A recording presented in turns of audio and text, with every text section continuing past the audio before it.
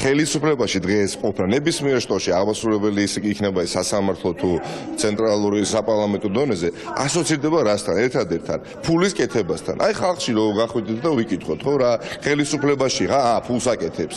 აი ეს ასოციაცია უვარდება პირველი საქართველოს მოქალაქეს. არა რეფორმას ატარებს წარმატებულს არაზრუნავს ჩემზე პენსიონერზე ახალგაზრდაზე. არა ფულს აკეთებს და აკეთებენ ყველა დონეზე. საშოვარზე მოსულები არიან. ეს არის ფაქტი და ძალიან გულდასაწყვეტია. აღარც მალავენ.